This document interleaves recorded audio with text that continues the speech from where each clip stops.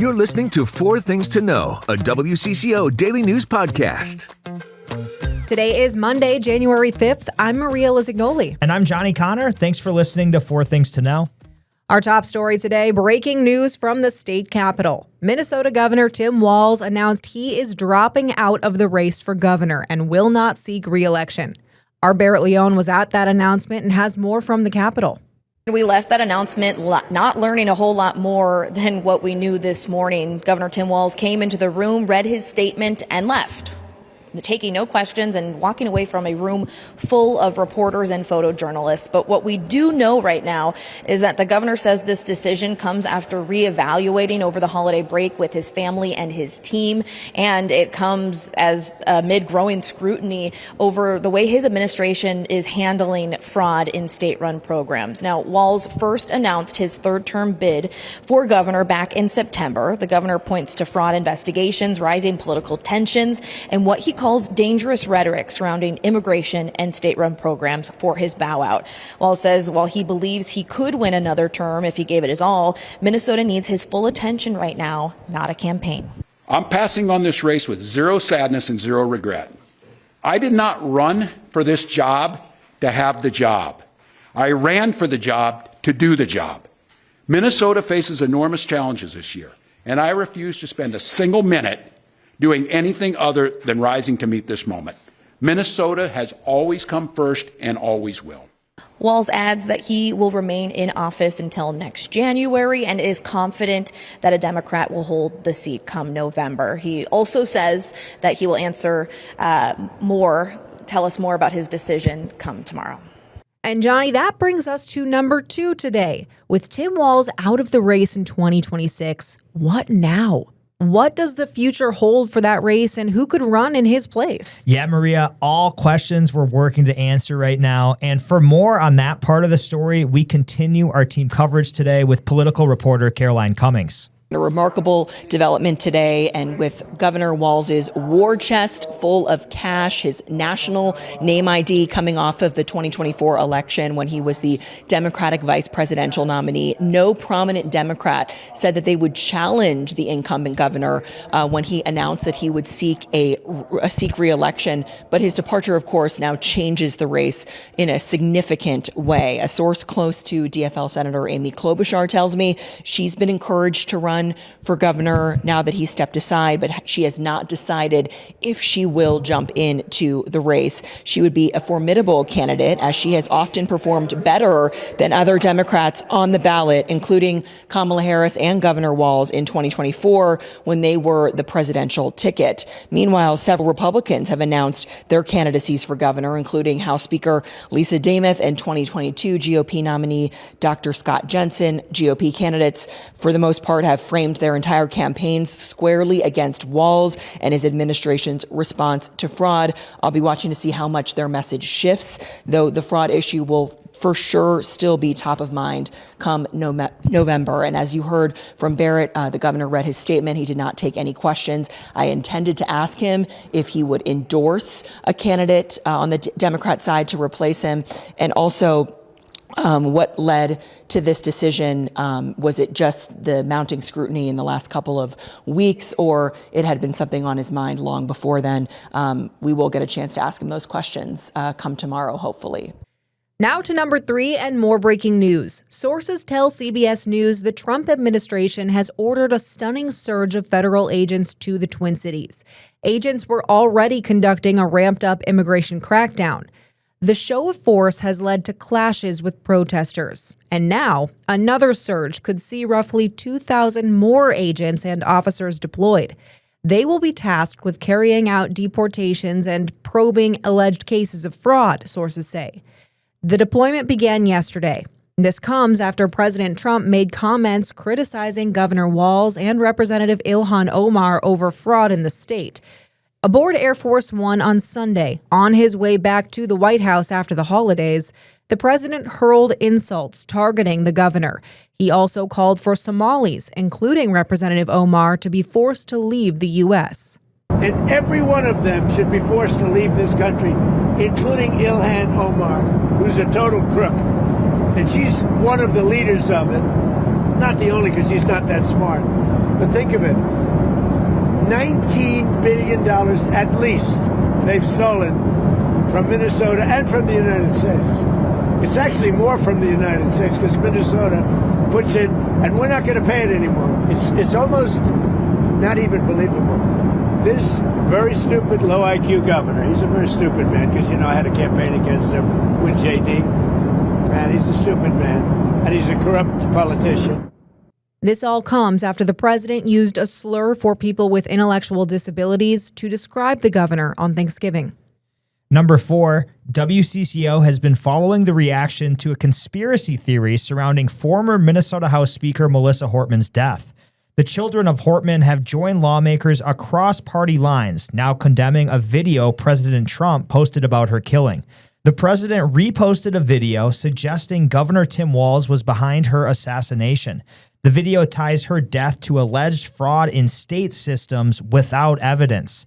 Now, Sophie Hortman, the daughter of Melissa and Mark, released a statement in reaction to the post. Sophie said in part, "The video shared by President Donald Trump on Truth Social is a painful, false twisting of my mother's final vote." Speaker Emerita Hortman's last vote was a compromise made with Republicans to keep the state government open. Now, lawmakers on both sides of the aisle are calling out the misinformation being spread by the president. Here's DFL Minnesota House Minority Representative Zach Stevenson and Republican State Senator Julia Coleman. It is really necessary for all in politics to stand up against that kind of misinformation, that kind of conspiracy thinking, because it has real consequences. I'm asking you to just take a moment and pause and think. Does this do anything to honor their legacies? Does this add chaos, or does this add respect for their life of service and what they stood for? We did reach out to the White House for comment, but have not heard back yet. Those are the 4 things to know today. Now let's get a check-in on our forecast. Hi, I'm next weather meteorologist Lisa Meadows. As we head into tonight, we have the potential for rain and even some freezing rain. We'll have to watch out for some slick spots tonight and tomorrow morning. Winter weather advisory for the metro starts at 9 p.m. tonight, goes through noon tomorrow. And now, here's more to know. It's Inauguration Day in the city of Minneapolis. Mayor Jacob Frey was sworn in for his 3rd term as mayor of the city. That you will, to the best of your abilities, discharge the duties provided for you as mayor throughout the term to which you have been elected, so help you God. I do. Congratulations, Mayor Frey. Each term is 4 years long. The mayor says he wants to continue building more affordable housing, strengthening public safety, and revitalizing downtown. City council members and other elected officials also took their oaths of office during today's ceremony. A man is recovering today after police say he was shot near a bar in St. Paul. It happened around 10:30 last night, where police were called to Scarta's Bar. There, they say they found a man who had been shot in the upper thigh. Officers say the shooting happened outside the bar and the suspect ran off before they arrived. The victim was taken to Regions Hospital for non-life-threatening injuries. Investigators are working to find out what led up to the shooting and who fired the gun. A man convicted of a dozen felonies for opening fire against Black Lives Matter protesters in 2015 is set to be released from prison today. Alan Scarzella is slated to be released from a non-DOC facility today, but he will remain on probation for another 5 years. 5 black men were injured in the shooting, which happened on November 23, 2015. It took place outside a police station in North Minneapolis as they were protesting following the police killing of Jamar Clark. Tonight is your chance to weigh in on another potential school closing in the Robbinsdale Area School District. The school board is now considering closing Fair Pilgrim Lane in Plymouth. It's a fine arts magnet school for kids in grades K through 5.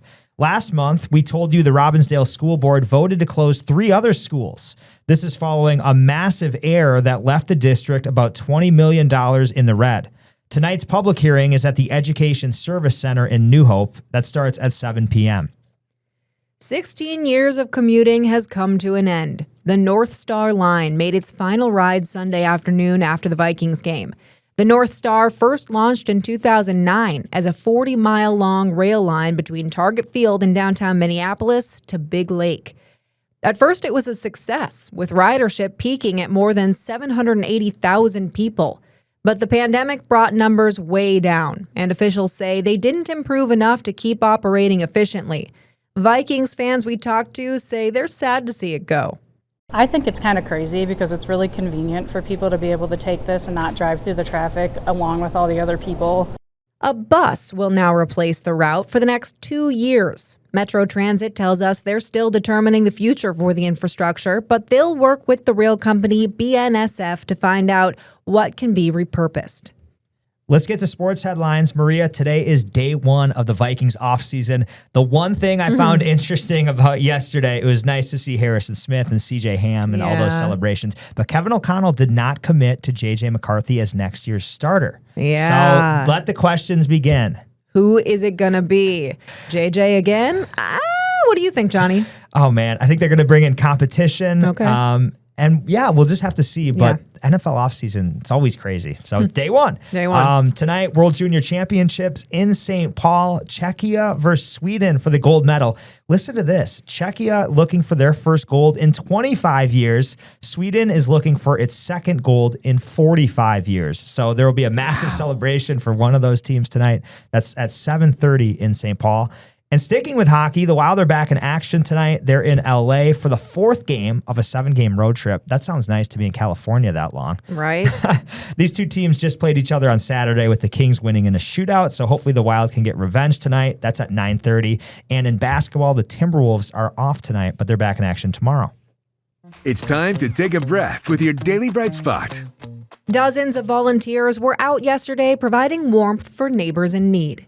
For these volunteers, it doesn't matter who it touches. They just want to put bright light into dim corners. That was Michelle Christensen, the founder and executive director of the nonprofit One Good Deed. In 4 parks across Minneapolis and St. Paul, volunteers placed 750 donated scarves, hats, gloves, and coats all across the parks in an activity that's called scarf bombing. And each item had a little tag that read, "Take me, I'm not lost, I'm yours." That's so nice. Isn't that awesome? Yeah, a bunch of donated clothes out to the people, and people can just find them and take them, which is great. This group is awesome. It's a group.